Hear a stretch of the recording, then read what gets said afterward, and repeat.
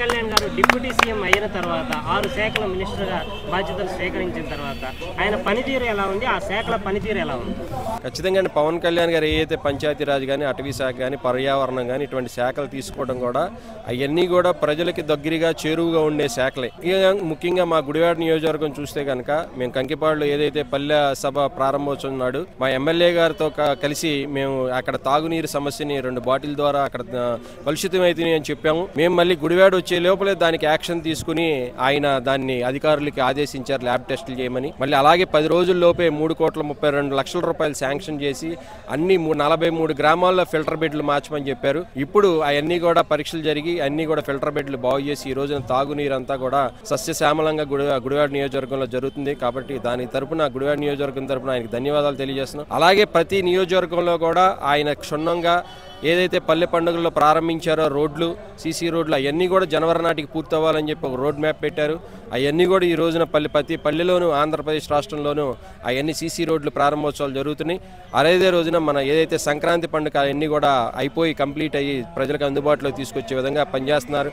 అలాగే మన అటవీ శాఖ చూస్తే కనుక అటవీ శాఖ మృగాలని అన్నింటినీ కూడా ఆయన కాపాడే దిశగా చేస్తున్నారు. పర్యావరణం బాగు చేస్తున్నారు. ఇట్లా అన్ని రకాలుగా ఆయన శాఖలో మటుగా ఆయన ప్రజలకు అందుబాటులో ఉండి ప్రజలకు సేవ చేసే విధంగా ఆయన చేస్తున్నారని చెప్పుకోవచ్చు. పవన్ కళ్యాణ్ గారు డిప్యూటీ సీఎంగా ఛార్జ్ తీసుకున్న తర్వాత ఆయన చేసే కార్యక్రమాలు ఎలా ఉన్నాయి? అలాగే 6 శాఖలకి మంత్రిగా ఉన్నారు. ఆ శాఖల పనితీరు ఎలా ఉందంటారు? ప్రధానంగా గ్రామాల్లో సమస్యలు ఎక్కువగా ఉంటాయి. ఇప్పుడు సిటీల్లో కంపేర్ చేస్తే గ్రామస్తులు చాలా ఇబ్బందులు పడుతూ ఉంటారు. గ్రామాల్లో సమస్యలు ఎక్కువ ఉంటాయి. మా పంచాయతీరాజ్ శాఖ తీసుకుని పవన్ కళ్యాణ్ గారు ఈ రోజున ఎన్ఆర్జీసీ నిధులు ఏ రకంగా జనాల్లో ఇప్పుడు మనకి గ్రామాల్లో ఖర్చు పెడుతున్నారో ఒకే టైంలో 13,000 పైచీలకు పంచాయతీలకి ఆయన గ్రామ సభలు పెట్టి మరి ఈ రోజున రాష్ట్రం మొత్తం ఎక్కడ చూసినా సిమెంట్ రోడ్లు, బీటీ రోడ్లు, కనెక్టివిటీ రోడ్లు నిర్మాణం అవుతున్నాయి అంటే ప్రతి ఒక్కరూ హర్షం వ్యక్తం చేస్తున్నారు ఆయన పంచాయతీరాజ్ శాఖకి మంత్రిగా పనిచేయడం వల్ల. అలాగే పైనుంచి ఫండ్స్ తీసుకురావడంలో రూరల్ డెవలప్మెంట్ శాఖ కూడా అయిందే కాబట్టి అక్కడి నుంచి విస్తృతంగా అప్పుడు ఇంతకుముందు జగన్మోహన్ రెడ్డి ఆ ఫండ్స్ అన్ని ఏం చేశాడండి మొత్తం తీసుకెళ్ళి ఎటు వాడాడో కూడా తెలియదు. అందులో పావలా వాడాడు, 30 తినేశారు. అలాగే మరొక శాఖ మనకి పర్యావరణ శాఖ కూడా ఆయన మినిస్టర్గా పనిచేస్తూ పర్యావరణ శాఖను కూడా అందులో ప్రక్షాళన చేసి వస్తూనే ఇక్కడ జరిగే ఇప్పుడు ఏదైతే ఎర్రచందనం దొంగల విషయంలో కానీ అలాగే అడవుల విషయంలో కానీ ఇవన్నిటిని కూడా కట్టడి చేశారు.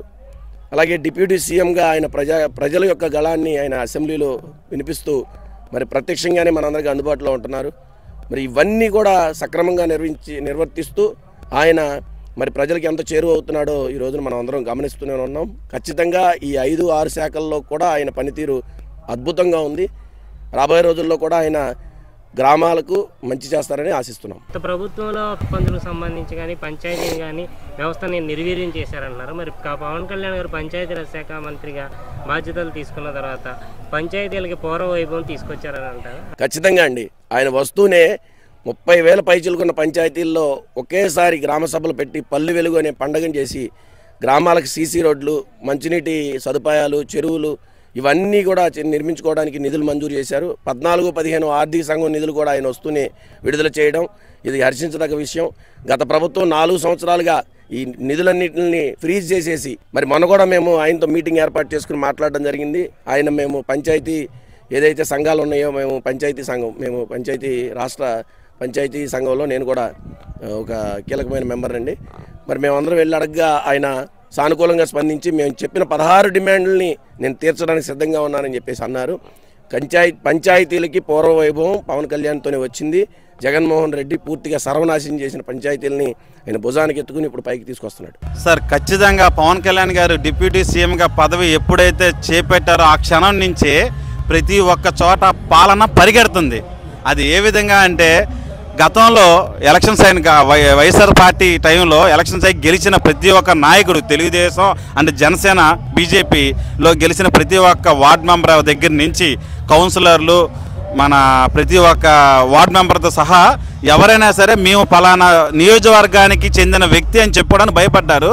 ఎప్పుడైతే కళ్యాణ్ గారు జనసేన పార్టీ తరఫున గెలిచి పార్టీ నుంచి పదవి చేపట్టారో ఆ క్షణం నుంచి పంచాయతీ పనుల్లో చాలా వేగంగా పనులు బాగా వేగంగా జరుగుతున్న ప్రతి ఒక్క పని కూడా అది ఎంత వేగంగా అంటే ప్రతి ఒక్క వ్యక్తి వచ్చి మేము ఈ పంచాయతీలో మాకు ఇది పలానా సమస్య ఉంది సార్ అని చెప్పిన మరుక్షణం ఆ క్షణాన్ని అక్కడ నుంచొని ఐఏఎస్కి ఐపీఎస్లకి ఆ శాఖకు చెందిన అధికారులందరికీ తక్షణమే ప్రతి ఒక్క మాట చెప్పి అది కంప్లైంట్ ఏంటి అని దాన్ని పరిశీలించి దాని గురించి ఒక నివేదిక తయారు చేసి దీన్ని ఏ విధంగా చేయాలి, ఎలా చేయాలి అని చెప్పి చాలా చక్కగా పవన్ కళ్యాణ్ గారు చేయడం జరుగుతుంది.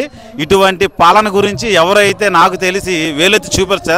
ఎందుకంటే ఒక అన్నం ఉడికిందో లేదో ఒక మెతుకు పట్టుకొని చెప్పచ్చు. అదేవిధంగా ఇవాళ రోజున సర్పంచులందరూ కలిసి ధైర్యంగా మేము గుండెల మీద చేసుకొని చెప్తున్నారు సార్. మేము సర్పంచ్గా గెలిచినందుకు చాలా సంతోషాన్ని వ్యక్తం చేస్తున్నారు. అదేవిధంగా గిన్నీస్ రికార్డులో కూడా కళ్యాణ్ గారి పేరు నమోదు జరగడం అనేది మాకు చాలా సంతోషంగా ఉంది. అది ఏ విధంగా అనేది అంటే మనం ఒక పని చేసి మనం చెప్పకూడదండి, ప్రజలే చెప్పాలి.